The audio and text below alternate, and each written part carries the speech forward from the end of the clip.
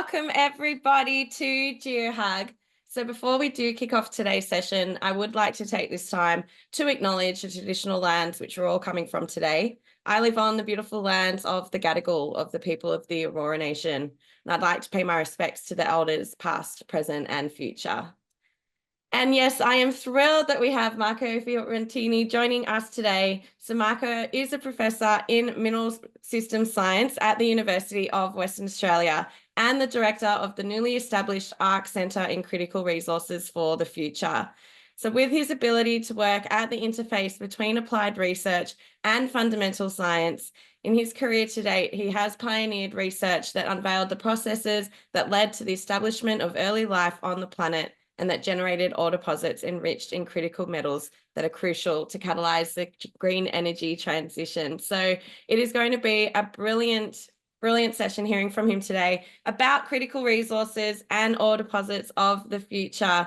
So it's going to be a really fun session. I hope you all enjoy it. I will be promoting you all up as panelists throughout the session. If you're able to come on through, please accept and come on through, get the cameras on. We'll open up the floor and you'll be able to have the chance to jump off mute for some great discussion at the end.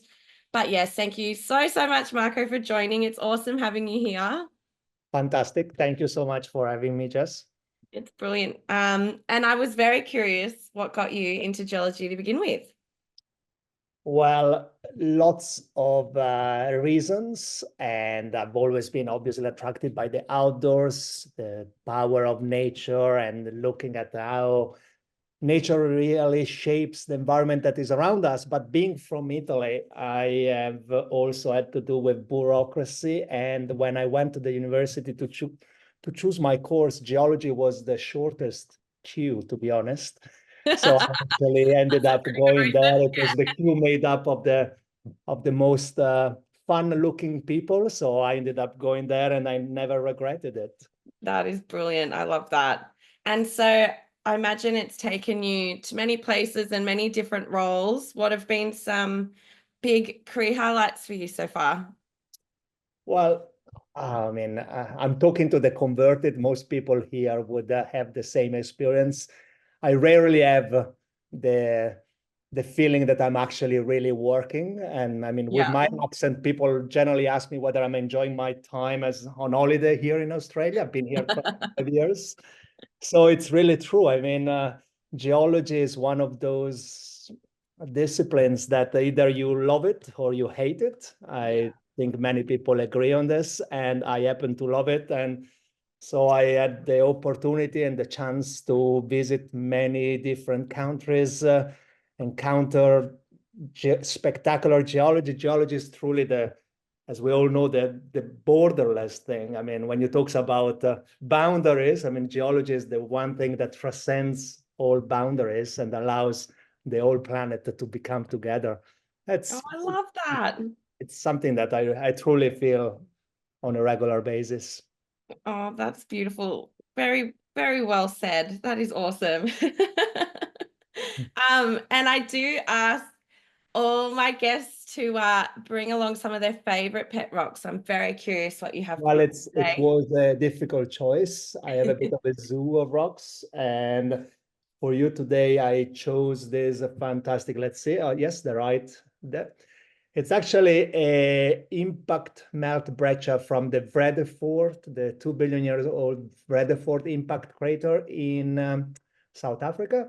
That's where I take my students every second here. And what you can see here is evidence of lower crustal rocks that were vaporized and melted over seconds of the impact of that large asteroids. And it's just a constant reminder of our transient nature. And whenever you have a hard day at work, if any, that reminds you that worse things can happen. So it's actually a beautiful rock, a beautiful place. I'm sure many people have been there, but that's the pet rock of the day for me. I love that. Great choice. That is brilliant. Well, yeah, thank you so much for being here today. Yeah, if you want to share your screen and we can get stuck into it. First of all, I would like to thank everybody for joining. It's great to meet you. Sure, I met you in person, a few of you. I take this opportunity and this great platform, Katie and Jess, thank you so much for providing this opportunity to give a bit of a plug to our new center. You see here the logo, the Center in Critical Resources for the Future, which is about to be established actually next week on the 14th of November. But I just wanted to give you a bit of an overview of what the center is about and what are the opportunities that are out there for any people who may want to get in touch and do something together. So let's see if I can move on. So today, what I'm going to talk about today, so I know it's, I'm gonna, I mean, you're all geoscientists, so I'm gonna provide a very quick overview on the challenging scenario we're in and we're all aware of, and maybe focus on the looming opportunity that for geosciences that we're all here to grab and try to capitalize on. I'm gonna talk about the establishment of this new center, which took a little bit of time, but here we are. I'm gonna focus a little bit on the themes and programs in the center, just to highlight some of the opportunities. We have 22 different projects for PhD students and early career researchers that are about to start. So recruitment process is underway. So it was a way just to advertise that a little bit and just to promote the type of opportunities that are. I'm going to focus a little bit on the objectives, on the true objectives, and most likely on a characterization of what I mean with ore deposits of the future. So I think that we have all different ideas on what an ore deposit may look like, but I'm going to focus on some ideas that we've been developing over the years and some ideas that we are trying to push through within the framework of the center. And in that framework, I'm going to make an argument and present some of the ongoing research that we have in the center. I mean, as you may know, the Center for Exploration Targeting is in partnership with this center. So a lot of work has been done, is being currently done, and I'm going to focus here for the purpose of today's talk on some examples of a process-based understanding of different ore forming processes across the lithosphere. I'm going to focus on what we are learning about arc systems, about the role of carbonate melts in the transfer of metals and volatiles, and the use of some tracers to image processes across. The focus is really, at the end of the day, to enlarge the search space, the searching space for resources through new understanding. So as I said at the beginning, the challenging scenario is clear to all of us.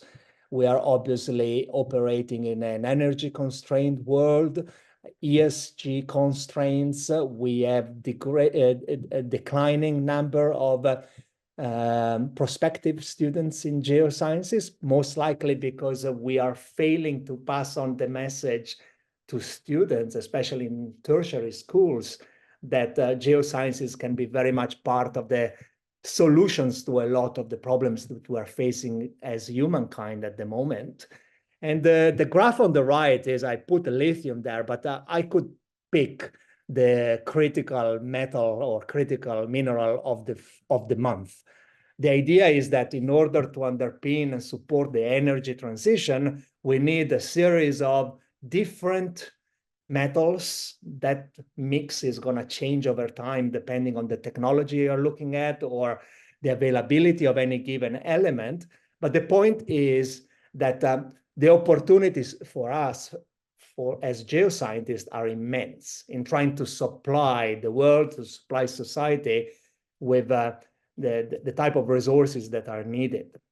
So when we talk about critical resources, we all agree that the term criticality is a very transient term, and we always focus on what are the metals, the resources, the minerals. And we all agree that there is an inventory of strategic metals, known metals and minerals that are required for the technological advances that are needed for the energy transition. And we all agree that sorry, that the ESG constraints are increasing, and the strategies that we adopt to explore for these mineral systems are not as effective as we would like, okay? They are generally not extremely sustainable, they have large footprints, and they are not extremely efficient. Most importantly, from an academic/educational point of view, when you go about the way we train our future geoscientists, I think that we are failing in providing them with that full value chain understanding of how data sets can be generated and taken across the value chain. In other words, very often we treat disciplines and as subspecialties, as separate, distinct, silos disciplines, okay? So there are very little opportunities for us to maximize that full chain understanding. So the title of this slide is, what are the real critical resources? The real critical resources, beside the metals and minerals, are actually ourselves. The geoscientists of the future will need that broad skill set to address these challenges. And that's very much what the new center is about. This is an industrial transformation training center, or known as ITTC. It's in that framework, and it's one of the many ARC type centers that is going to really address this issue, the human resources issues. How are we going to transform the way we train our future geoscientists? How do we enthuse them with also with the enthusiasm and the desire to change things? So this new center, you see the first page of a brochure that we have developed for next week, is going to bridge the gap between mineral system science, mineral exploration protocols, and ore processing and metallurgical extraction. So as you can see, it's broadening the scope of the type of research and training we're going to carry out. It's going to train the next generation of geoscientists with that essential understanding across the value chain I was telling you a minute ago. And based in across, I'll tell you a little bit more, but it has a true national enterprise, and it's going to aim at unlocking that critical mineral potential at the scale of the nation. I'm very, very proud that our current stakeholders span academia, industry, and government. This is a list of all the current stakeholders, but the center itself is never meant to be a finite entity. We are here to grow. It's a kernel to start growing in a new way. So we're open for business. We have new sponsors that are actually at the moment applying to join. There are 4 university nodes. We have the University of Western Australia in Perth. We have the University of Adelaide in Adelaide. We have the ANU in Canberra and UQ in Brisbane. Across, we have the geological surveys from these states, as well as from the Northern Territory, and some government agencies as listed here. The leadership team is really varied. I mean, there is myself as the director. We have Hanita from UQ as the deputy director, together with Carl Spandler, University of Adelaide, as well as a number of leaders from the various institutions. I was telling you just before, how do we capture that across the value chain understanding that we want to enthuse people with? Well, the idea is really to promote changes in the way we go about developing the fundamental science that underpins some of this work. When we first pitched this idea to the Australian Research Council, the word that really resonated with the ARC was the word accelerating. I think we're all doing excellent things across. I mean, globally, there is spectacular work being done. But when it comes to translating that work to really effective modules to really transform the way we go about discovering, characterizing, and processing the type of minerals we want to find and process. Accelerating is the buzzword here, because we need to accelerate. We need to do this at a faster pace. We need to create those synapses between the various disciplines so that we can create a virtuous cycle. Here on the right-hand side, we have this Venn diagram whereby there's kind of themes, the accelerating discovery, characterization, and processing, are integrated in a circular way. What do I mean here? I mean that we are aiming to train our students and early career researchers in more than one disciplines, but most important, we are going to try and highlight how data and knowledge acquired at the discovery stage can actually be translated and taken across the full value chain, to the effect that the understanding that potentially we gather at the processing stage, which is generally thought to be the end part of that kind of chain, can actually be fed back into understanding new ways to explore for a diverse range of mineral systems. In this, you can also see the concept of full or body knowledge that is actually very important in industry and that needs to be translated across. We have data to knowledge translation, as well as, most importantly, being a training center, all the aspects related to mentorship and coaching. Within this framework, if we wish, we have a number of programs. You will have noticed that this, I haven't mentioned any metals yet, simply because the whole work we want to do is not very commodity specific.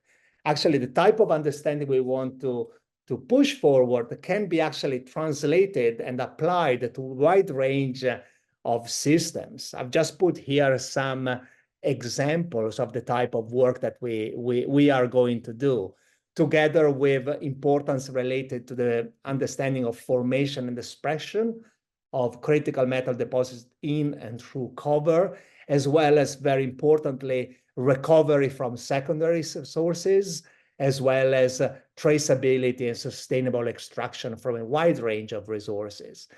The geodata science and data analytics is also an extremely important part of the center.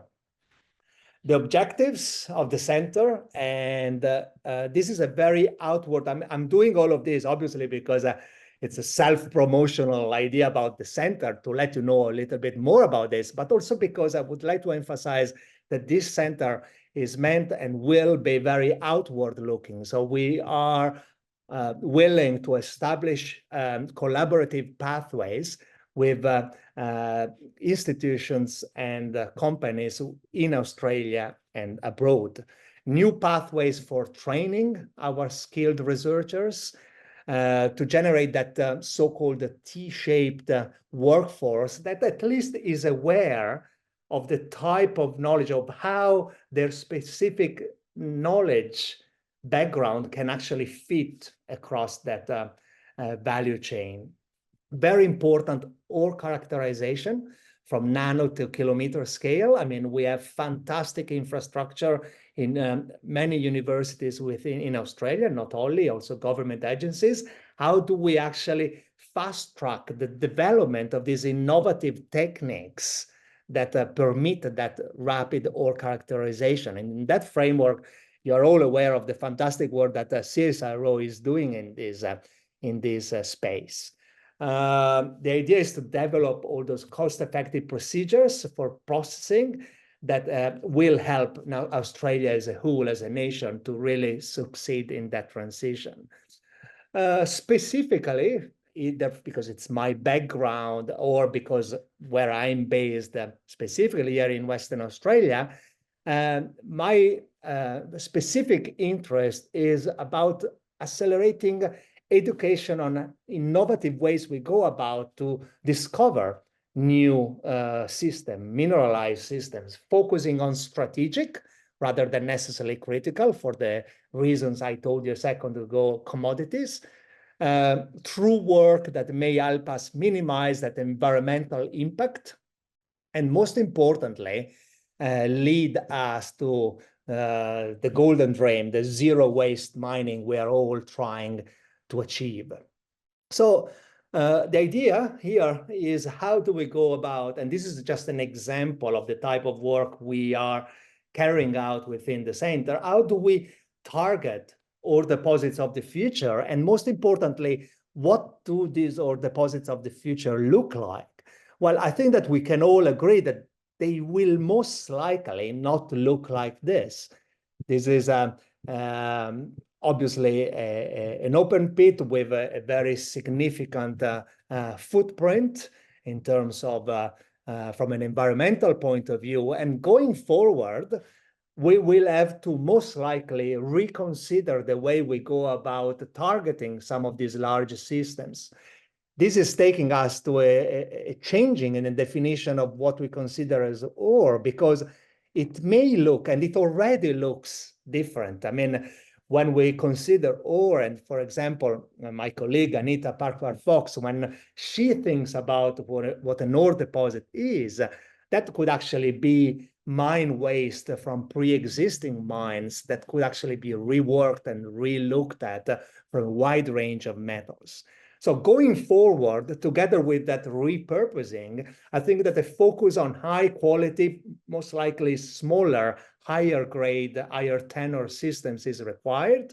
Innovation is going to be key. And most importantly, we need to move away from analog-based approach that has characterized whether, and very, I would say very successfully, the type of research we've carried out so far. This is actually an example that you may have seen many times. But when we go about thinking about what these ore deposits of the future will look like, we actually can't think necessarily to deposit types we have already defined, characterized, and be familiar with, because the ore deposit of the future may actually be very different from a point of view of their size, shape, and characteristics.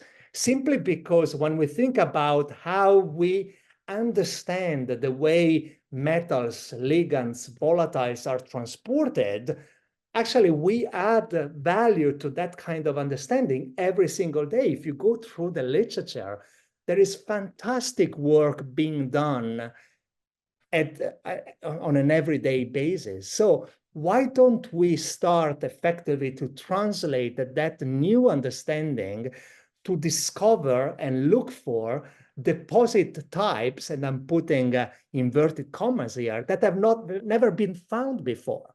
We need to be brave enough, bold enough to really open up search space for deposit types that we have never encountered before. And that really requires marrying the latest advances in the understanding of thermodynamics, ways metals and volatiles are transported at a wide range of pressures, temperature, oxygen, fugacities, and so on.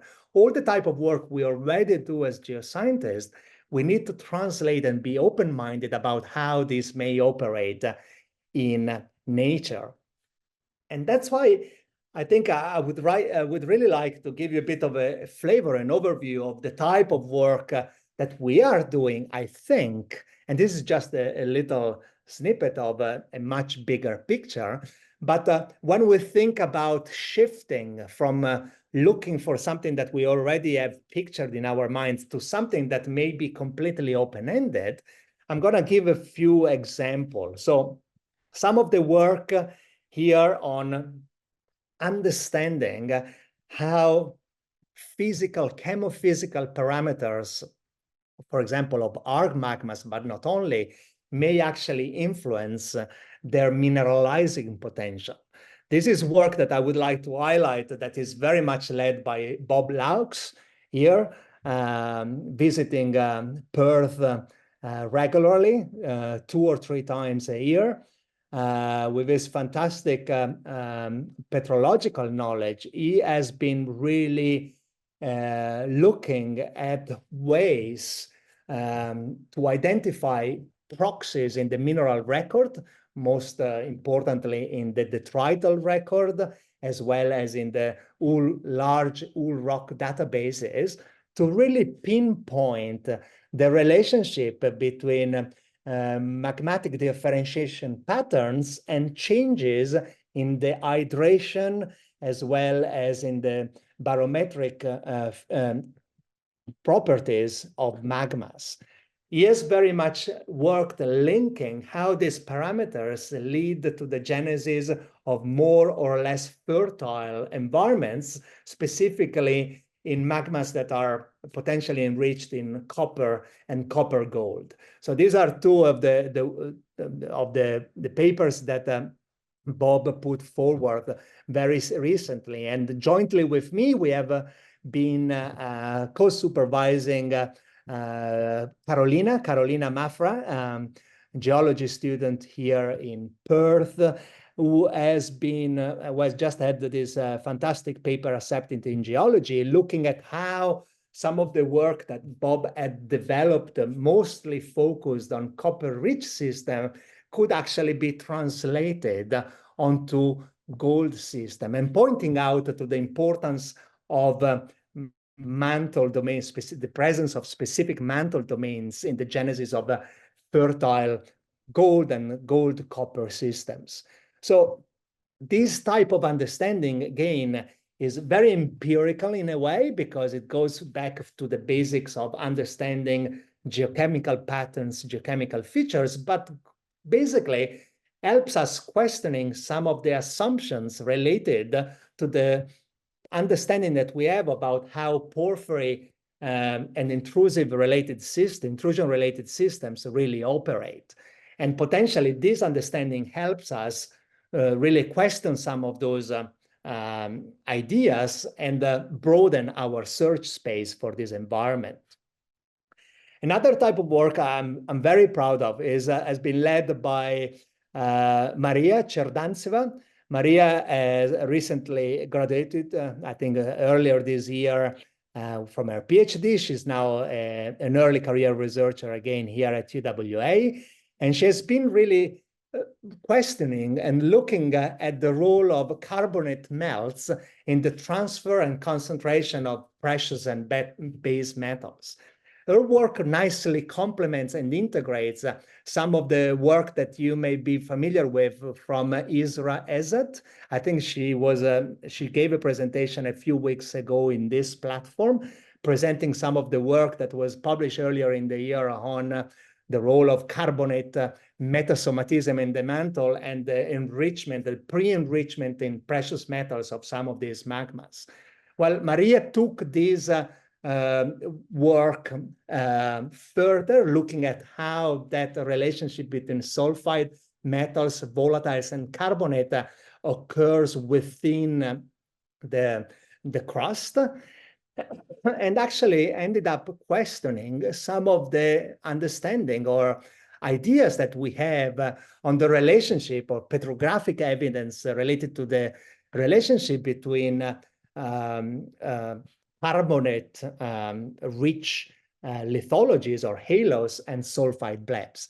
The idea is that she has been investigating, and I'll be more than happy to have a conversation chat, but she has been questioning some of the existing models and put forward the idea that these processes could really enhance the transport capacity of magmas for different type of metal-rich sulfides. You can well understand that this is not just semantics, whether these kind of halos represent vapor bubbles or carbonate melts, because the physics of transport and the likelihood of finding these sort of currencies changes dramatically from place to place.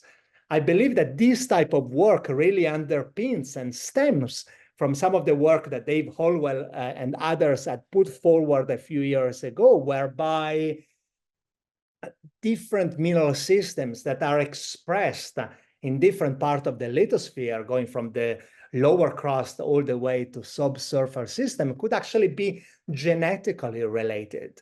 And I think that the presence of these carbonate melts could actually be part of that common history that links deposits that from a superficial point of view look extremely different from a point of view of the way they look like, the size, the metallogeny of it, but that they could, at the end of the day, reflect some sort of connective framework among them.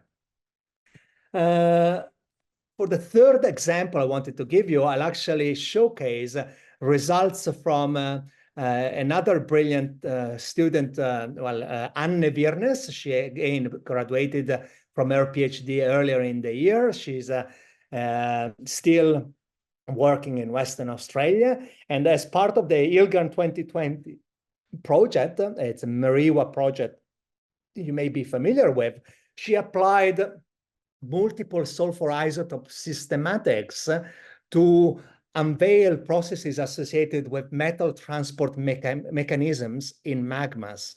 I'm saying magmas. Most of her work was focused on komatiite systems, but a lot of her understanding can actually be extrapolated to magmas that are of different composition, mafic composition.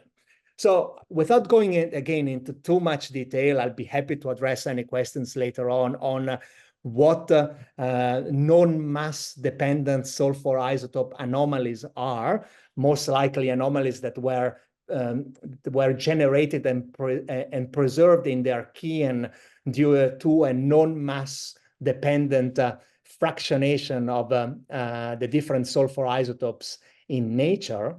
Through that understanding, she was able to revisit ways or mechanisms whereby different sulfide liquid droplets could be transported in komatiites. Fantastic work from Yao and Bongal here on the right that linked tenor with potentially distance of transport. See, basically, Anne took that work and linked to tenor and sulfur isotope, multiple sulfur isotope signature, and came up with brilliant new ideas to potentially predict the distance of transport of sulfide liquid blebs in different komatiite systems. That type of work also helped her potentially put forward the way that new mechanisms of sulfide enrichment could actually be developed in komatiite environments, highlighting the presence or the role of early growth faults. Okay, so she was able to link isotope geochemistry, metallogeny with structure to predict where new deposits could actually be found. Again, I am emphasizing the work of this of Anne, that was published in two different papers, as you see here below this year. So ultimately, the process that I'm talking about aim to very much enlarging the search space that we want to have to look for commodities. I think too often we restrict ourselves we sterilize environments that we shouldn't sterilize, or that we sterilize for the wrong assumptions. So it's through new experimental understanding that we can broaden that type of search space. Again, I'm emphasizing the work of Isra that she may have presented again in this platform a few weeks ago, sorry.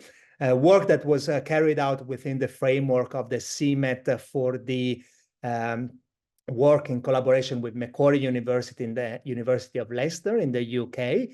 And again, through new experimental understanding carried out here, you can look at all the details in this Mineralium Deposita paper, she was able actually to showcase the fact that pyroxenitic mantle domains could actually play an important role in the setting and the localization of new metal-rich provinces. Another example I'm very proud and interested in is the work that Liam Courtney Davis, based in Colorado at the moment, recently completed on ore deposits, on beef-hosted systems in the Pilbara.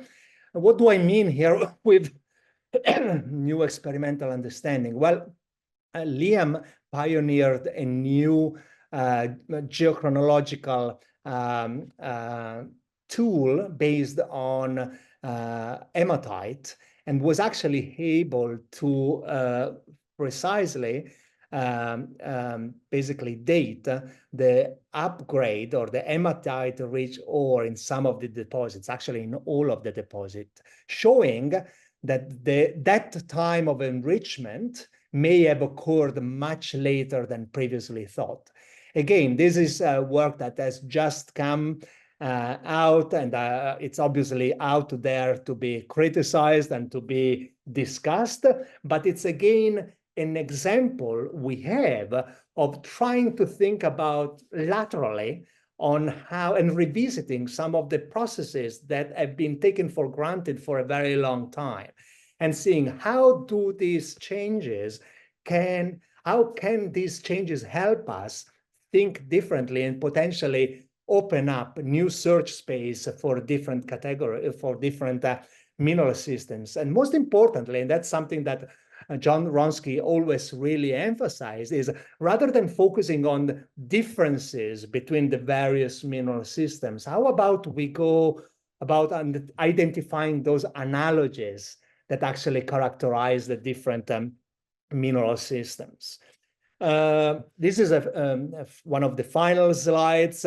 When I was telling you, I mean, I've obviously focused on the type of work that we are doing to develop ways to open up that search space and then therefore accelerate discovery of these new mineral systems. However, the center, as I was telling you at the beginning, is very integrated, and the type of understanding we get from the type of work that we are doing can be translated down to potentially finding ways to minimize that environmental impact of mining and exploration and move towards zero waste mining. This is work from Henning and others that are now leading the Ekion group that is trying to develop this in electrokinetic in situ leaching. This type of work is underpinned by understanding where the metals sit within the deposits, how they came to be where they are, and how we can actually maximize our chances to extract them in the most sustainable way. So that kind of Venn diagram that you see here on the left, which underpins the whole framework of the center, really points to a transformational way of looking at how these different disciplines work together. And personally speaking, as a director of the center, I feel like I'm learning and I'm actually constantly excited by the wealth of possibilities in that kind of integration of skill sets. So to just finish, and here I'm gonna really very much preach the converted. These are obviously all obvious points that you may have already thought about, but I do think that the geosciences have a key role to play to resource our future. And my desire now with the start of this new center is to create a network of collaboration across the nation so that we can actually really work together to address some of the big challenges that are upon us. I think that there are no doubts that the resource in the future is possible and that can be done sustainably and efficiently. But it is impossible, and I think that we as academics, we find new ways, or at least we apply a bit of self-critics on the way we go about training future geoscientists, and research excellence-led transformative training is the way forward. Okay, so we need to work again as a community to change the way we go about enthusing future geoscientists. I think that process-based understanding is key. We are all thinking in that space. I haven't told you anything new, but we need to implement it because there is too much of a divide between the type of work that is published and that frontier type of understanding that we are developing and what we actually put into practice on a day-to-day basis. So it's probably our fault in not really developing or presenting these ideas in a way that can be translated to in an effective way. I think that the new center, and I'm very biased here, but this new center that we are putting together provides a fantastic platform to foster that transdisciplinary approach that that I've been telling you about. And I truly believe that global collaboration and national collaboration is really pivotal. I am keen, as I said at the beginning, this is a new center that I'm about to start. This is the QR code. We have a website up and running, and we have a number of availabilities in terms of student projects and early career research postings that are or are about to come online. So I urge you to, if you wish, obviously, to get in touch and to work together. So I'm not sure. I think I'll leave it there. Thank you so much. Thank you so much. That was really cool. It's exciting to see what you have been busy putting together.